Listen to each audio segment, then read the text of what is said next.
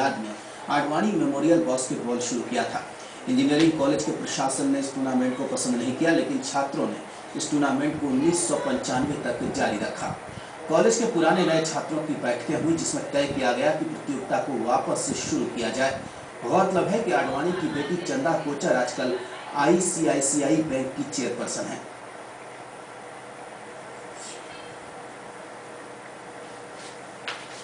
Engineering college के छात्र रहे गुरदेव सिंह ने अपने पुराने अखबार की कटिंग के साथ प्रतियोगिता का प्रेजेंटेशन दिया। पुराने छात्रों में जयपुर में बिजली विभाग के अधीक्षण अभियंता अनिल कुमार पाटनी, PHED के अधीक्षण अभियंता ईश्वर चंद कुमार और हरियाणा में अपना कारोबार चला रहे महावीर पुनिया उल्लेखनीय हैं। गुरदेव सिंह ने कहा कि हम पुराने खिलाड़ी इस प्रतियोगिता के आयोजन में सहयोग करेंगे तथा आर्थिक सहायता भी प्रदान करेंगे। पुराने छात्र आयोजक इंद्रजीत टुल्लू ने छात्रों को गीत गाकर सुनाया। इसके लिए वे प्रतियोगिता में मशहूर हुआ करते थे। वैसे MNIT अब अपनी गोल्डन जुबली मना रहा है और इस दौरान इस प्रतियोगिता को दोबारा शुरू किया जाएगा। छात्र हैं, आज मुझे उन्होंने वायदा किया है, इतने लोगों के बीच में कॉलेज के डायरेक्टर साहब ने मुझे प्रॉमिस किया है, वो हमारे हम उम्र ही हैं और बहुत उनको जोश है इस टूर्नामेंट के प्रति, क्योंकि कॉलेज का सुनहरा साल है, गोल्डन जुबली है 50वां, वो उसमें भी बहुत पूरी तरह से लगे हुए हैं। तो मुझे पक्का भरोसा है रवि साहब कि ये टूर्नामेंट अब चलेगा और बहुत अच्छा चले। MNIT के निदेशक इंद्र भट्ट ने कहा कि हम इस प्रतियोगिता को पुनः शुरू करेंगे। इसके लिए हम 2 करोड़ से ज्यादा कॉपर्स बनाएंगे, जिसके ब्याज से प्रतियोगिता चलती रहे। निदेशक ने आगे बताया कि ये प्रतियोगिता अब केवल छात्रों की ही नहीं होगी, बल्कि इसमें इंस्टीट्यूट का प्रशासन भी सक्रिय रूप से भाग लेगा। उनके साथ बहस में भाग लेते हुए पुराने छात्र आयोजक तथा उस समय प्रतियोगिता के लीडर महावीर पुनिया ने कहा कि हमारे जमाने में हम खुद खिलाड़ियों के बिस्तर उठाते थे, लेकिन अब जमाना बदल गया है और आज हमें नए मानदंडों को अपनाना होगा।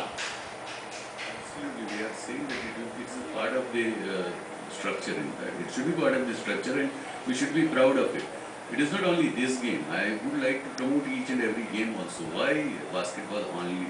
1975 में मालवीय रीजनिंग इंजीनियरिंग कॉलेज के प्रिंसिपल प्रोफेसर आडवाणी विदेश यात्रा पर गए थे। वहाँ उनका निधन हो गया। उनकी याद में छात्रों ने एक अखिल भारतीय टूर्नामेंट आयोजित किया, आडवाणी मेमोरियल बास्केटबॉल। इस टूर्नामेंट को लेकर कॉलेज प्रशासन और छात्रों में खूब ठनी, लेकिन छात्र हारने वाले नहीं थे।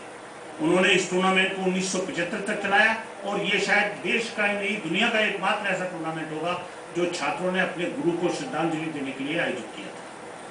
अब वही छात्र जो आज बड़े बड़े ओहदों पर हैं, जयपुर में इकट्ठे हुए और उन्होंने ये कहा कि ये टूर्नामेंट वापस शुरू होना चाहिए। उन्होंने छात्रों के सामने उन क्लिपिंग्स को प्रस्तुत किया जिसमें कि ये बताया गया था कि टूर्नामेंट कैसा होता था, जिसमें अंतर्राष्ट्रीय खिलाड़ी खूब तादाद में भाग लेते थे और आडवाणी बास्केटबॉल भारत में एक नाम बन गया था। अब चूंकि ये एक इंस्टीट्यूट बन गया है और उस इंस्टीट्यूट के डायरेक्टर मिस्टर भट्ट ने कहा है कि हम गोल्डन जुबली मना रहे हैं और इसी साल से आडवाणी बास्केटबॉल वापस शुरू करेंगे और यह न सिर्फ छात्रों का बल्कि प्रशासन का भी एक पार्ट होगा और हम सब उसमें इन्वॉल्व होंगे। गौरतलब यह है कि जब आडवाणी मेमोरियल बास्केटबॉल होता था तो उनकी पत्नी हर साल जयपुर आती थी और उनके साथ उनकी बेटी भी आती थी। वो बेटी आज चंदा कोचर ICICI बैंक के चेयरमैन हैं। उन्होंने पिछले दिनों जब जयपुर आई तो उनको याद दिलाया गया तो उन्होंने कहा कि बेशक मुझे याद है, मैं बचपन में बच्ची होकर उस टूर्नामेंट को देखा करती थी, अगर इस टूर्नामेंट को वापस रिवाइव किया जाएगा तो वो खुश होंगे। कुल मिलाकर अगर ये टूर्नामेंट होता है तो राजस्थान में बास्केटबॉल फिर वापस एक बुलंदी पर जाएगा, क्योंकि इस टूर्नामेंट के बाद ही राजस्थान 1980 में नेशनल चैंपियन बना था सेना को हराकर। इसलिए अगर ये टूर्नामेंट वापस शुरू होता है तो मैं समझता हूँ एक नया मानदंड स्थापित होगा बास्केटबॉल का और अब तक जो बास्केटबॉल पीछे चला गया है वापस आ गया है। कैमरामैन बीनू के साथ अब्दुल गनी, ETV न्यूज़। यहाँ रुकते हैं एक और छोटे से ब्रेक के लिए।